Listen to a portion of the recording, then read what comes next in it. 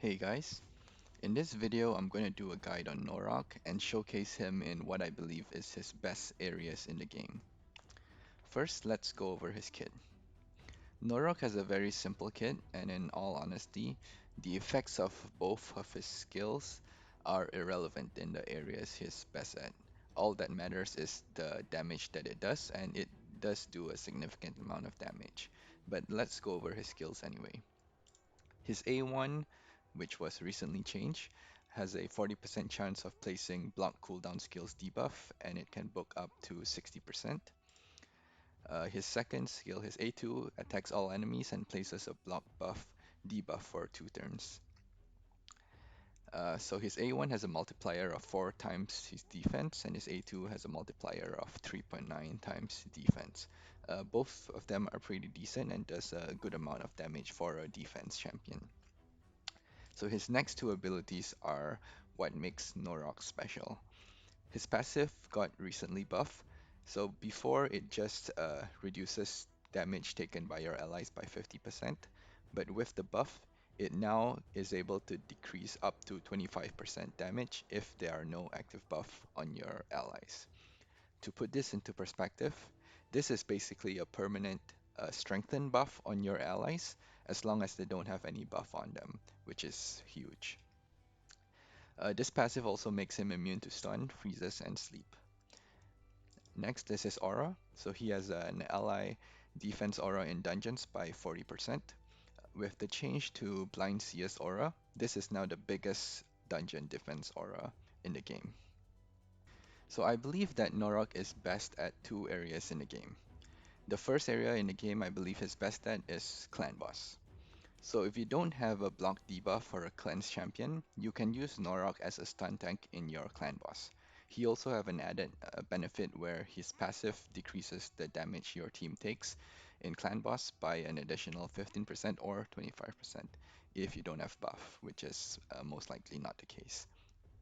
So the way to use Norok in clan boss is by manipulating his position in your team. So this is your clan boss team on Void Affinity Clan Boss, what you have to do is you have to place Norok in the lead position. So if he is at the lead position, the Void Clan Boss will always target Norok, so he will always take the stun. And since he has his passive, he won't get stunned. On Affinity though, it can be a little bit tricky. So if your Clan Boss team do not consist any Spirit Champions, you can still make Norok the stun target by taking advantage of the Clan Boss affinity targeting and shifting his position around. So the Clan Boss right now is on Force. On Force affinity, the Clan Boss will always target either Magic or Neutral. But since we have a Magic champion, Norog is a Magic champion, we can shift Norog around to take advantage of the aura that we have in our team. So Sepulcher has a defense aura in all battle. We can use her as the lead. Since the clan boss is on force, the clan boss won't target Sepulcher since she is a force affinity. She also won't target Skullcrusher because he is force affinity, so he will target Norog instead.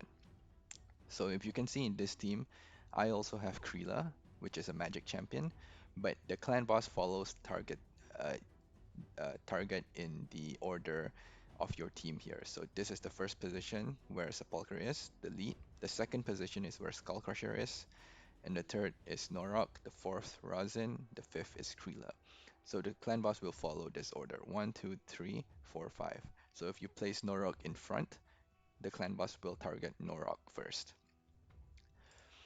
In Magic, similarly, the Magic Affinity Clan boss will not target Sepulcher or Skullcrusher because they are Force Affinity and they have an affinity advantage over the clan boss, which is Magic.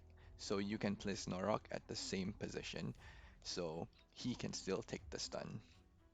On Spirit, however, it will not work because he is a Magic Affinity and it has an advantage over Spirit. So he will not be able to take the stun on a spirit clan boss. So will not show a run here. I will link to one of my videos where I showcased a run where I did a full Nightmare clan boss run with Norok as the stun tank And you can take a look at the run there and see how he performed. So the next area in the game where I think Norog is best at is the Ice Golem. So first, Norog is a magic affinity, so he has an affinity advantage over the Ice Golem. Next is his passive allows him not to be frozen, so he can take the Ice Golem hits without being frozen. Third, he has the biggest ally defense aura for dungeons, so he can take advantage of that for your team.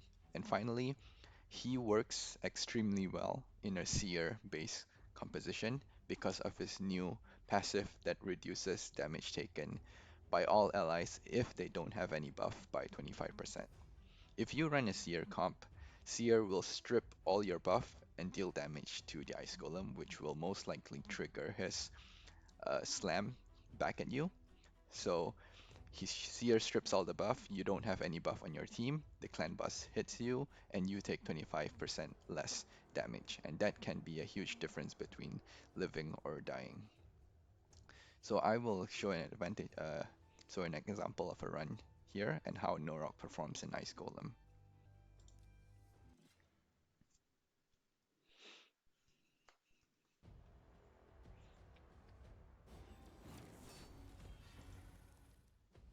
So in this team, Norok doesn't really do anything in the waves. His main impact comes only during the boss fight. So by being here, he will reduce all the damage your allies take by 15%. But specifically in a Seer composition, where Seer strips all your buffs to deal damage to the Ice Golem, that's where Norok's 25% damage reduction happens there. See, no one has a buff, so the 25% damage reduction happens right there. So this is an impact that you can't really see, but it is helping to make your run safer. There, uh, the 25% damage reduction won't happen there, but the 15% damage reduction will happen right there. So the impact that he has on the team is not really seen. You won't see it in the numbers, but it is there to help the team sustain and survive better.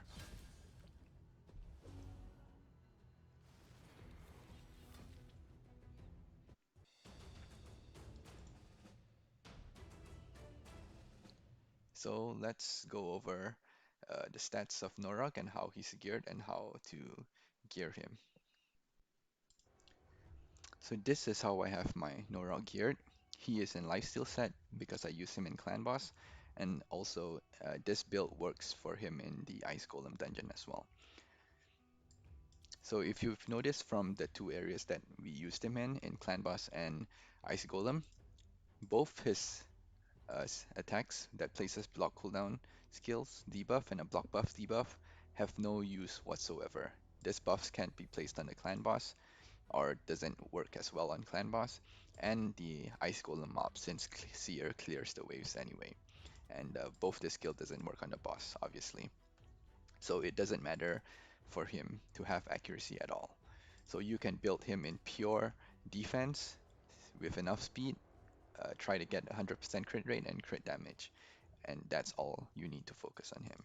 So I have him in crit rate gloves, defense chest, a defense boots, a shield with a lot of speed, helm with speed, and a weapon with some speed substats. Again, just a defensive ring, a crit damage amulet, and a defense banner. I don't even have him booked since we don't need him for the damage. For his masteries, I have a standard masteries that I use for Clan Boss with War Master, as well as the chance to counterattack. Yeah, so that's it for my guide on Norog. Let me know if you have any questions. Just leave a comment down below. If you like this video, you can subscribe.